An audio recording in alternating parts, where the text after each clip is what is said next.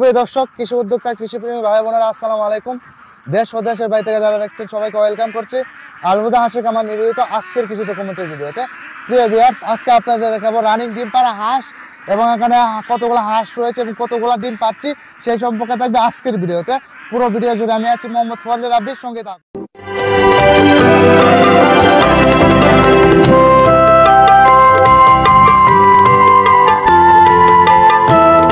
আমার সামনে দেখতে পাচ্ছেন এখন অসংখ্য হাঁস রয়েছে, সবগুলা কিন্তু রানিং ডিম পাড়া হাঁস এবং এগুলা থেকে আমরা ডিম কতগুলো পাচ্ছি আপনাদের যদি এখানে আপনার হাঁসগুলা থেকে কতগুলো ডিম পাচ্ছি সেটাও বলবো আপনাদেরকে, আমরা কিভাবে পালন করছি সেটা বলবো। প্রিয় ভিউয়ার্স, আপনারা জানেন এখন আমাদের বর্তমানে কিন্তু আমাদের পানির খুব সংকট, সে কারণে আমাদের হাঁস পালতে কিন্তু খরচটা বেড়ে যাচ্ছে। আমরা কিন্তু কখনো তোলা খাওয়ায়া হাঁস পালন করি না, সেক্ষেত্রে যেহেতু আমরা তোলা খাবার খাওয়াই না, আমরা কিন্তু প্রাকৃতিক যে খাবারটা পাই ওইটা কিন্তু খাওয়াই। আর এমনি তোলা খাবার কিন্তু খুব কম খাওয়াই, একটু ফিট আর গম ডান মিশিয়ে অল্প কিছু খাবার খাওয়াই, কারণ আমাদের এখানে প্রাকৃতিক খাবার অনেক রয়েছে। সেক্ষেত্রে যেহেতু প্রাকৃতিক খাবার আমরা পাবো না, প্রাকৃতিক খাবার ছাড়া কিন্তু আমরা হাঁস পালন করি না। কেন পড়ে না? কারণ খরচটা একটু বেশি পড়ে। আমাদের তো অনেকগুলো সিট রয়েছে, সেক্ষেত্রে সব মিলিয়ে পরে পরবর্তীতে দেখা যায় যে খরচ একটু বেশি আসে, সেই জন্য কিন্তু আমরা সেল করি। তো প্রিয় ভিউয়ার্স, আমার সামনে যে রানিং ডিম পাড়া হাঁসগুলো দেখতে পাচ্ছেন এগুলো কিন্তু বিক্রি করা হবে। যারা কিনতে যাচ্ছেন আমাদের ভিডিও স্ক্রিনে এবং ডিসক্রিপশনে নাম্বারটি এখানে দেওয়া থাকবে, এই সালে যোগাযোগ করতে পারেন। এবং আপনারা রেগুলার ভ্যাকসিন নিয়ে চিন্তা করতে হবে না, এগুলো কিন্তু সম্পূর্ণ ভ্যাকসিন করা আছে এবং আমরা এগুলাকে সুন্দরভাবে পালন করছি এবং আমাদের নিজস্ব হ্যাচারি থেকে তুলসু হারিকেন পদ্ধতিতে বাচ্চা ফুটায় তারপর কিন্তু আমরা নিজের হাতে বোরিং করে কিন্তু এগুলাকে বড় করছি এবং আজকে এই পর্যন্ত নিয়ে আসছি। জিরো সাইজের বাচ্চা থেকে ছোট ছোট বাচ্চা থেকে কিন্তু আজকে এই পর্যন্ত নিয়ে আসছি। তাহলে বুঝতে পারছেন আমাদের খুব যত্ন সহকারে কিন্তু একটা হাঁসকে আমরা যত্ন করে কিন্তু বড় করি।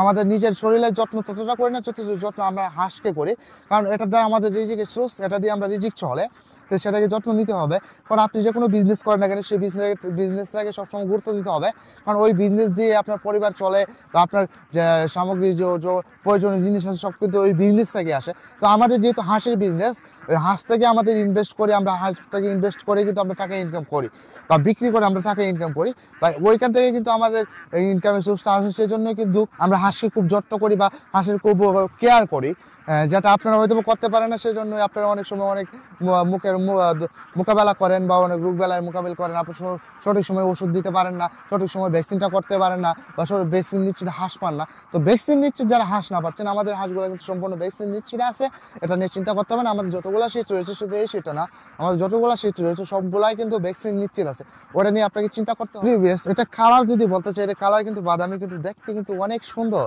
এবং হাঁসটা কিন্তু অনেক কালারফুল এবং হাঁসটা কিন্তু খুব তাজা আছে। আপনারা এটা চিন্তা করবেন, হাঁসটা আপনারা ভিডিও স্ক্রিনেও দেখতে পারবেন যে হাঁসটা কতটুকু সুস্থ সবল এবং হাঁসটা কতটুকু স্বাস্থ্যবান।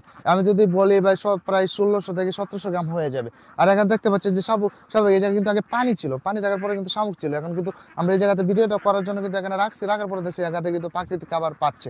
কিন্তু কিছুদিন পরে কি হবে, ক্ষেত চাষ করবে, ধানের জমি চাষ করবে, তখন তো আমরা এই হাঁসগুলো এখানে রাখতে পারবো না। তখন আমরা কি করবো, পরবর্তীতে আমরা আবদ্ধ অবস্থায় কিন্তু পালন করতে হবে। আবদ্ধ অবস্থায় পালন করতে গেলে একটু খরচ বেশি হয়, বা আমরা একটু খরচ বেশি করি না। আমাদের প্রাকৃতিক যে খাবারটা আছে সেটা খাওয়ায় কিন্তু আমরা হাঁসকে বড় করি এবং হাঁসটা সুস্থ সবল হয়। কারণ ফিট খাওয়ায়, যদি আপনি বেশি ফিট খাওয়াইলেন, দেখলেন ছোটোবেলা থেকে আপনার একটা জিনিস খেয়াল করতে হবে, যদি হাঁসের একটা ছবি হয়ে যাবে, হাঁসের বেশি ওয়েট হয়ে যায়, তাহলে সেই হাঁসটা কিন্তু আপনার ডিম দিবে না, কারণ হাঁসটা বসে যাবে। সাপোজ মনে করেন একটা হাঁসকে আপনি সর্বোচ্চ দিনে খাওয়াতে পারবেন 150 গ্রাম, সেই জায়গায় যদি আপনি 200-250 গ্রাম খাবার দিয়ে দেন, তাহলে হাঁসটা চর্বি তো এমনিতে হবে, আর চর্বি হলে তো হাঁস ডিম দিবে না, তো আপনি অবগত আছেন। তো এই বিষয়গুলো নিয়ে সবসময় খেয়াল রাখতে হবে, মানে ছোট ছোট যে বিষয়গুলো আছে সেটা নিয়ে খেয়াল রাখতে হবে, কারণ এটা আপনার একটা বিজনেস, এটা দিয়ে আপনি নিজেকে চুজ করতে চাচ্ছেন। আপনাদের কাছ থেকে হাঁসটা কিনতেছেন কেন? আপনি লাভবান হওয়ার জন্য আপনি হাঁসটা কিনতেছেন।